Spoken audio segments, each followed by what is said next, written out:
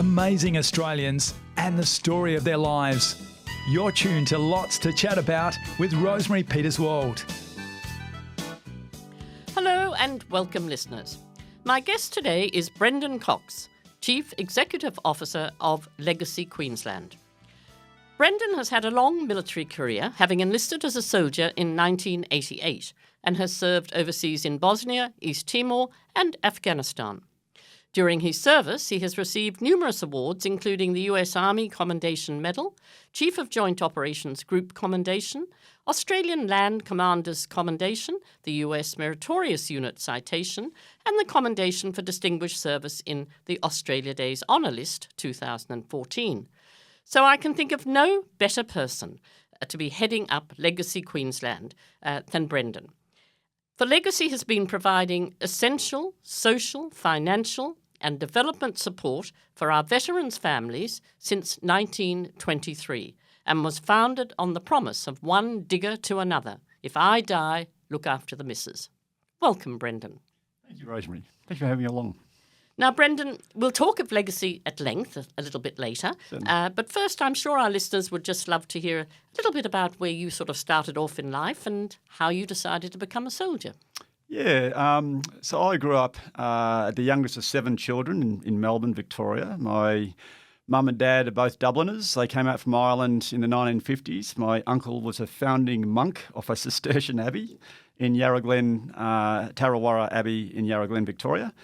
And they decided to stay, thankfully. And so being the youngest of 7 children was always an entertaining upbringing. You always had someone to play with. And when it came to my choice of finishing year 12 and what I wanted to do, my mother and father had aspirations. I would follow a university degree and go on.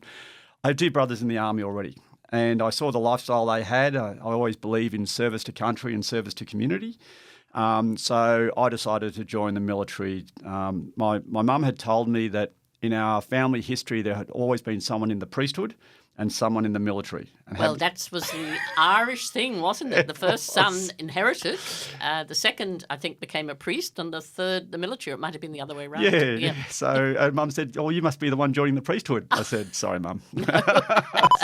So I joined the army as a soldier in the 3rd Battalion, our parachute unit at the time. Right. I loved it. Really enjoyed it. Always an interesting lifestyle, the military. You get to meet great people. And, of course, learn new trades, new tricks. And, of course, as that was the 1980s, so that was a peacetime army. And later on in life, it got very busy. You became a paratrooper. So just to our listeners, what is a paratrooper's role in the army? So a paratrooper is basically a force that is inserted from the sky, so jumping out of aeroplanes. And the reason I joined the paratroopers is I had an awful fear of heights as a child. Oh, okay. That's right, yes. I remember... I was in grade 5. There was a Ferris wheel in St John's Mitcham's car park, and it was my first time on a Ferris wheel. And as it went up to the top, I started screaming all the way till it came down the bottom and they took me off. So when I joined the military, I thought if I'm ever going to get over my fear of heights, I had to do that with an organisation I trusted. Right. And I certainly trusted the military because I trusted it with my life. And joined the paras. One of my brothers was already a paratrooper as well. So it was fantastic. Loved it. Does hurt your back a bit. I would imagine it would. Where did you do your training, at Kapooka or no? Yeah, initial training was as a recruit at Kapooka. Yes. Then I went through infantry training in Singleton, and then was posted to Holsworthy, where the paras were based at that time. Right. And after about 2 years, because I had year 12, I'd always intended to become an officer. And similar to my 2 brothers, all 3 of us were diggers to start. Yes. And then all 3 of us became officers later in our careers. So did you approach sort of to go to Duntroon, or did they tap you on the shoulder and say, yes, no, we want you as an officer, come along and go to RMC? Yeah, in 1988 we did a Kangaroo 89 exercise, 3 RAR, the paras, we were the enemy for the Australian Army. Right. Had a really good exercise, did a few things militarily, securing some codes of our enemy or the 1st Battalion. And the commanding officer at the end said, bring up Private Cox. I need to speak to him in the office, and which was always very scary as a young private, getting the commanding officer calling you up. And he said, congratulations, really good exercise. What course do you want to do? And of course, there were many courses you could do, like becoming a mortarman, a direct fire support weapons, a signaller, all these specialities in the infantry. And I said, well, I wouldn't mind becoming an officer. And sure enough, he recommended me for officer training. And there was an accelerated officer training selection process for me. And so 2 months later, I was at Duntroon undertaking officer training. So, yeah. How wonderful. And our listeners would know that my first guest on this show was actually General Sir Peter Cosgrove, who, of course, was a Duntroon graduate as well. Wonderful man. And my brother and my husband were graduates, I should say. Yeah. And my grandson has just graduated from there. Oh, so congratulations. That's amazing. It's a wonderful institution. So, how long was the course then when you went through? So, as a soldier, I didn't do the officer's degree course out of the Australian Defence Force Academy, known as ADFA. Yep. I went straight to RMC, and that was an 18-month course. Right. So, yeah, it was pretty intensive training. It is, isn't it? Yeah, yes. And they put you through a great amount of physical training, mental training, but the camaraderie you develop as a result of that, the shared experiences. You know, we have the Facebook pages. I catch up with my 1991 graduates on a very regular basis. We go bushwalking together. Of course, the stories always get bigger and bigger year on year, but it's just such a great camaraderie that the Defence Force forges. Don't I know it? As Rob's graduation class and Eugene's graduation class, of course, now are in their 80s, but the stories do start to get a little bit bigger and bigger and a little bit more exaggerated, but they're all always fun. And the comradeship, as I spoke to Sir Peter Cosgrove about, and he said as well, it's something you don't sort of find anywhere else, really, do you? It's incredible. Yeah, and I think to some extent you don't appreciate it whilst you're in the Defence Force either, because you're all doing this shared experience. It's not until you leave the Defence Force you find out what a great bunch of people you served with, because you all had this service ethos. You would all give more for each other. It was never about you. It wasn't about your rights. It was about your responsibilities. And it is hard to find that like environment outside the military. Exactly. Did you find the transition difficult from going from a private to an officer, or I noticed on the graduation this year when our grandson graduated, there were quite a few that had actually come in from the regular army into Duntroon. So, and they did very well, I might add. They won all the prizes. Yeah. we had all the inside ideas. So, look, when I graduated in 1991, I think there were 12 ex-service men and women that had then transitioned to become an officer. I didn't find the transition difficult. I found the grounding of understanding how, as an officer, you give direction, give orders, and the impact of those directions and orders. Right. I think you develop a greater degree of empathy when you've had that similar experience. So I found it very beneficial. Had your brothers gone through there as well? Yeah, well, my elder brother, Brian, had gone through Portsea. Oh, right. So that was a 12-month course at that point. And my brother, who's just above me, Damien, actually, as I graduated, he came in. Okay. So he came in just after me at Duntroon and did the similar 18-month course. So, but we loved it. We really did. And your career culminated in appointment as commanding officer, 51st Battalion in far north Queensland. But tell us a little bit more how you got to be there, via Bosnia, East Timor and Afghanistan, because that was obviously an interesting, could you say interesting? But it was fascinating. So when I first graduated from Duntroon, I was posted here to the 89th Battalion in Brisbane, Brisbane's own battalion. And at that time, we were doing the Red Reserve concept. So we actually didn't have soldiers. They were coming in 6 months' time. So they posted young lieutenants to the Regional Force Surveillance Units. And I was actually posted to the 51st Battalion as a lieutenant onto Thursday Island for 6 months. Yeah. It was an amazing cultural experience, learning the different principalities of the Torres Straits, understanding the difference between the different Indigenous communities in the Gulf area. And then to go back as the commanding officer as a lieutenant colonel was simply amazing. And I still argue it was probably the best preparation for me for Afghanistan, because Afghanistan, whilst it was a very violent environment, it was really about the human terrain more than the geography. So it was about understanding relationships, understanding who influenced who, and how you do you work with so I mentored an Afghan general called General Shah in Kandahar, the spiritual homeland of the Taliban. So who was his influences, and how do I get him to think and act in the interests of a more consolidated national perspective of Afghanistan, which I don't think is very difficult to achieve. It's very tribalistic in its manners and its behaviours. It's a very difficult war, really, wasn't it? And we were involved in it for a very, very long time, but we're not now at the moment. No, so it was 20 years, so our longest conflict. Yes. The nature of conflict over there was different to previous conflicts, and that is the nature of conflict as it evolves. Yeah. So the temptation is always to fight the last war, and that's a very wrong way to approach the next conflict. The conflict over there was the Taliban, whilst they were a formidable foe in the sense that they were very manipulative, and therefore you never knew where the threat was. It could be the next rock that you step on. It could be the next wall you pass. It could be the child walking into your patrol. So it was a very challenging mentally and physically environment to live in over an extended period of time. So to give you an idea, I worked with the Afghans. I lived on an American base, forward operating base, Lindsay, in Kandahar. We would wear our pistols to the shower because we never knew when the threat was going to present, and therefore you had to be prepared constantly to evade or defeat those threats that presented to you. So you can start to understand when your brain is operating at that very high tempo over an extended period of time. When you come back to a more relaxed environment like Australia, at some point it hits you. And the reflective period is important to understand what you have been through, why you were there, and how you can restore yourself back to... And I've got to say, I transitioned well, I came out well. But how many times did you go? I just went to Afghanistan once. Right. But a lot of our SAS soldiers now go time and time and time again. Absolutely. And unlike the Vietnam War, where Rob was and Eugene.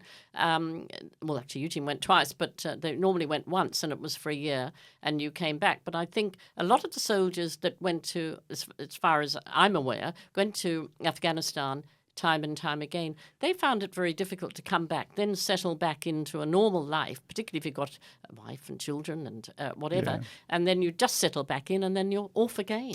And there's a huge amount of mental and traumatic stress involved in that, isn't there? There is. So there are certainly the Special Forces community, but also some unique enabling force community, such as your drone pilots and so on and so forth, would do shorter tours, but would do a high rate of return, as you mentioned. And when you think about that, when they came home, they were probably doing more specialist training. They were then doing their promotional courses. So the period at home was really about their advancement as a career, which meant still time away from your family. Exactly. And so there was never a settling period for these people who had just went back in and back in and back in. And so when they do come out, and they're trying to explain their experiences. And it is hard because people just don't get the context of the environment. No. I find it very difficult to speak to my family, not because I don't think they could appreciate or understand it. It's just that they start asking questions and you feel interrogated and you just shut it down because it's better to say, look, I went over, I did as best as I could, we came back, and there's a few consequences to that, both physical and mental. Exactly. And we can work through that as a family together. Well, I was going to ask you, of course, Legacy, of course, looks after the families of the war veterans, but who looks after the actual veteran, and do they get enough support? Because that's a lot of that in the paper at the moment, isn't there, as to whether, the suicide rates amongst ex-servicemen and particularly those that have served during the wars is huge, isn't it, whether it was the Vietnam War or Afghanistan? It is. So it was only in 1980 that PTSD was a diagnosable condition. So prior to that, no one really looked at the mental health considerations of service to country, particularly in conflict zones. So when you look at World War I as an example, 60,000 were killed on the battlefield, but 60,000 would die in the following decade. Yeah. Now, today we know that would be largely due to mental health issues, due to their experiences and not wishing to cope with that anymore. So at the moment, over the past 10 years, in the Australian Defence Force, we have had an average of 3 deaths per fortnight. That's not good enough. No.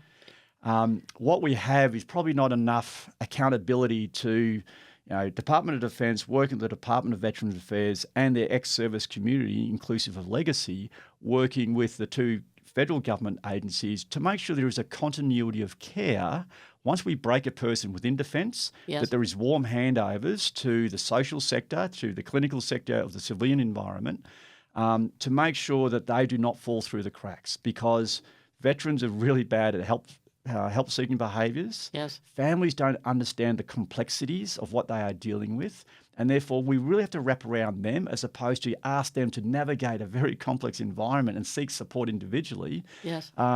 It is broken and it needs fixing. And the Royal Commission has shone a light on all those complexities, the importance of families, the importance of continuity of care.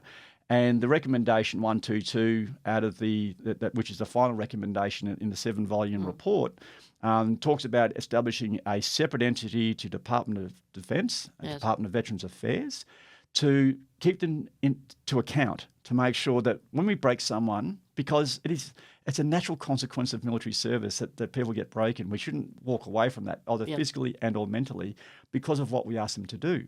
So therefore, for that small percentage that needs support, let's have the system set up. And there is no system. We have silos at the moment, and that's our challenge. And that's recently you were awarded the prestigious Paul Ties. Do you say Ties? That's right. After Brigadier retired, the Churchill Fellowship to investigate better models for care to support families and veterans suffering. So I can understand after talking to you now how involved you would have been in that. Yeah, absolutely. So it was a great honour to get that Churchill Fellowship. It gave me a great opportunity to speak to our US, UK, Canadian and Kiwi allies and look at how they are dealing with similar issues. And the issue is not how do we deal with the veteran, it's how do we deal with the family unit. Because the greatest risk to a veteran suffering mental health is disconnecting from his community or her community, which includes, of course, their sporting clubs, their working colleagues, but most importantly, it is their family. Their family is the greatest protective factor to prevent suicide that veteran has. So we have to work with them to give them the psychosocial support, psychoeducational support, and make sure every individual within that family is listened to, heard, and we act as a community of care and wrap around them, not just the veteran. And that's the big advocacy of Legacy. It's a family experience, not a veteran experience on his or her own. Well, we'll go into that a little bit more. But you are listening to Lots to Chat About. I'm Rosemary Peterswald, and my guest today is Brendon Cox, Chief Executive Officer of Legacy Queensland, and a retired Army officer who has served for many years, including in East Timor and Afghanistan. Now, Brendon, you left the Army in 2014 and joined civilian life and became involved in the finance world. Sort of how was that transition? Because actually it's interesting. We had Professor Peter Sheehan on last week, who we talked a little bit about that as the faculty, sort of the difficulties sometimes of transitioning into civilian life, where you leave that. You don't leave that comradeship of the Army, but it was it's something totally different. So, did you miss that, and how did you sort of adjust to becoming in the finance industry? Yeah, well, people who know me and people who know my wife, Tracy, have a bit of a giggle about me becoming a general manager of a financial services firm, because even today I've got my debit card, my wife puts money into it, and once I exhaust it, that's it. I'll wait till next payday. So I was medically transitioned out after my last tour in Afghanistan, physical injuries, spinal injuries, shoulder injuries. And so my transition took probably about 12 months. Right. So in that period of time, probably the first 6 to 8 months, I was focused on rehabilitation. And then I switched to where does my next paycheck come from once I'm formally transitioned back into civilian life. And I actually found it a fairly difficult job. And part of that, I was part of the problem. I think I looked at myself on paper and said, who wouldn't hire me? Right. So I had to transition mentally to what does commanding a battalion of 800 people with X million dollars of equipment actually mean to a corporate, and what level do I fit in a corporate sort of environment? So I got some really good advice early on. Said, go do some executive training. I did that. Applied for this role as a finance manager. And they said to me, where's your finance experience? I said, you have 30 people. You have all the finance knowledge I need. Yep. My art is crafting the best team out of that 30, making the sum of your people greater. Exactly. And creating the whole. So, and in 2016, you were appointed the Chief Executive Officer of Legacy here in Queensland. So I was going to say the appointment allows you sort of to align your intricate values and passion of service with the organisational values and mission of Legacy, which is we'll just go back over that again, of course, is to look after veterans' families should they die. In fact, Legacy's mission is to ensure the families of veterans don't suffer financially and socially after the death or injury of their loved one. These courageous men and women made the ultimate sacrifice for their country, and Legacy is committed, isn't it, to support their loved one. So it means so much to the soldier to know that he does, if he does die, sadly, there is someone to look after their loved ones. And you have said in the focus of this new responsibility is to meet the challenges of the contemporary environment and never lose focus on the pledge to accept the legacy of the fallen. Absolutely. So the year prior to going to Legacy, we actually won the inaugural Practice of the Year in the financial services. And when I spoke to the two directors saying I'm leaving, they said, who's poached you? Right. And I went up to them and said, I'm going to Legacy. And they said, well, we can't fight that. And they remain great mates today. Yes. So Legacy, and I spoke to my wife about it. I said, look, this role has been advertised. And she said, if you don't go for it, you just hate yourself because this is a great opportunity. And it was.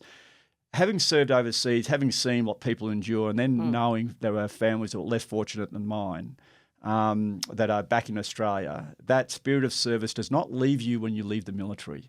When I hung up that uniform, that spirit of service still resides in the heart. So to be able to serve a community that was, as I say, less fortunate than my own family and support them in understanding, one, why the veteran was over there, why they were killed in service to our nation, or why they are incapacitated due to service to our nation, is a really important role to make sure that those children in particular do not suffer. Educationally, we make sure they get to school. We will pay their school fees.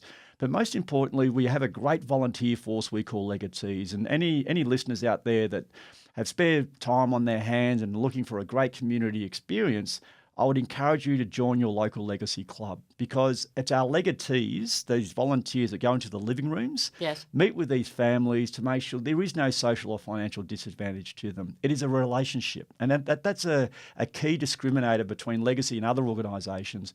We're there in the good times, the bad times. We stay with our children till they turn 26. We stay with our widows and our widowers until they die. And as you would know, many of our listeners, of course, whether they are the children of ex-servicemen or not, suffer from a disability of being sight impaired. And Legacy, I presume, is really good at helping them and looking after them and their families. And Legacy has constantly evolved its services, and also mentioned that there is no other Legacy in the world. Yes. So when I did the Churchill Fellowship, spoke to our allied partners and I explained what Legacy does, and they said, that's amazing. So Legacy has lived for 100 years serving those families on the generosity of the Australian community. We don't get any government funding for our services. So when you think about that, Legacy is a great Australian story. How many Legacy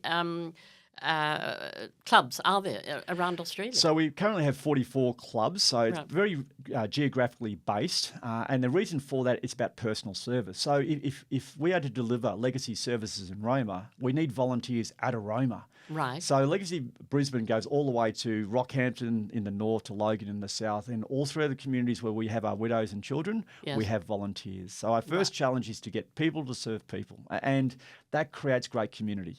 And Legacy has constantly created great community in Australia since 1923 and will continue to do so. But the complexity of families now is a real challenge. I imagine it would be. Yeah, it's no longer the nuclear family, mum, dad, children. We are finding stepchildren, of course. We are finding children that have had to move away from their mother or father surviving because of other issues impacting upon them, and they've got to go to other carers. So Legacy has constantly evolved its offering to make sure that anyone who is looking after the child of a veteran also receives the support. And that could be just simply psychosocial support, introduce you to your peer group. Mm-hmm. It could be psychoeducational support about understanding the welfare systems and social systems in Australia that are here to provide both monetary and other supports to you in your carer role. Is it very daunting now for somebody to make that initial contact with Legacy? You say there's so many clubs around Australia, but what would be the first thing if somebody's out there who thinks, I need some help from Legacy? What would be their first step? So depending on where you are, if you know where your Legacy club, please come in and see us. And here in Brisbane, it's in South Brisbane in Merivale Street. But if you're computer literate, legacy.com.au, and you simply put in your postcode, it will take you to your local club, give you the contact details. So from a Legacy Brisbane perspective, the next step would be that you say, hey, look, I'm a dependent of, or I need support from. And we would have either one of our local legatees come and do an enrolment and take you through the eligibility criteria. Or it could be a client service officer at a Legacy house if there was no legatee in that local community. And they simply sit down over a cup of tea, go through the enrolment process, and then start introducing you to social networks within your area. So we have what we call 51 Laurel Clubs. So 51 areas around our region in basically southeast and central Queensland, in which the widows come together on a monthly basis, share stories, we do presentations. It's all facilitated by Legacy, but it gives them a real sense of purpose once a month to come out. And in between that, they've been visited by their legatee. And then there are other opportunities like bus trips to local canyons or whatever they choose. So we're there to meet their needs, not tell them what to do. It sounds like a wonderful organisation, and I could go on talking to you for hours, but sadly, I have been told that we are running out of time, and I wanted to talk to you about you're married with 3 children and whatever, but we'll have to leave that for another time. So thank you, Brendon Cox, Chief Executive Officer of Legacy in Queensland and returned serviceman, for being our guest today. It's been an absolute pleasure to have you. And just before we finish, can I give out the email for somebody who might want to contact Legacy, which is, I presume, in your home state, because we do have listeners in other states, admin@legacybrisbane.org.au, but I would imagine you would put whatever city you're in instead of Brisbane, so it would be admin@legacy, whatever city.org.au, is that right? Yeah, even if they use that, we will connect them to their local club. That's no problem at all. So thank you very much, Brendon, Pleasure, for being my guest. Thank you. And thank you, Sparrow. Great friends and great chats. That was another Lots to Chat About with Rosemary Peterswald. Stay tuned next week for another amazing chat.